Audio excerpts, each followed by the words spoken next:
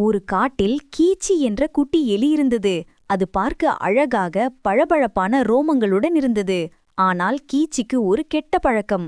அது எப்போதும் மற்றவர்களை பார்த்து பொறாமை கொள்ளும். ஒருநாள் அது ஒரு சிறிய அணிலை பார்த்தது. அணில் தன் உணவை மற்ற அணில்களுடன் பகிர்ந்து கொண்டு சிரித்து மகிழ்ந்து விளையாடிக் கொண்டிருந்தது. கீச்சி உடனே முகம் சுளித்தது. சி, இது எவ்வளவு சத்தமாக சிரிக்கிறது! இதைவிட நான் அழகானவன் என்று மனதுக்குள் நினைத்தது. அப்போது அந்த பக்கமாக வந்த ஞானமுள்ள ஆமை தாத்தா கீச்சியின் முகத்தை பார்த்தார். கீச்சியின் முகம் கோபமாகவும் பொறாமையாகவும் இருந்ததை கவனித்தார். ஆமை தாத்தா கீச்சியிடம் மெதுவாக சொன்னார், கீச்சி, உன் ரோமம் மிகவும் பளபளப்பாக இருக்கிறது. ஆனால் உன் முகம் மட்டும் ஏன் இப்படி கடுகடுவென்று இருக்கிறது? உன் நண்பன் அணிலின் முகம் பாரு, எவ்வளவு மகிழ்ச்சியாக பிரகாசிக்கிறது! கீச்சி குழப்பத்துடன் கேட்டது, தாத்தா, அணில் என்னை விட அழகாக இல்லையே, ஆனால் அது ஏன் எப்போதும் பிரகாசமாக இருக்கிறது? ஆமை தாத்தா சிரித்தார். அகத்தின் அழகுதான் முகத்தில் தெரியும் கீச்சி.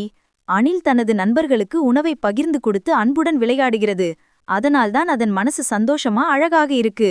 அந்த சந்தோஷம்தான் அதன் முகத்தில் ஒளியாக தெரியுது. உடனே கீச்சி தன் தவறை உணர்ந்தது. அன்றிலிருந்து அது நல்ல எண்ணங்களுடன் எல்லோரிடமும் அன்புடன் பழக ஆரம்பித்தது. அடுத்த நாளே கீச்சியின் முகத்திலும் பிரகாசமான புன்னகை தவழ ஆரம்பித்தது.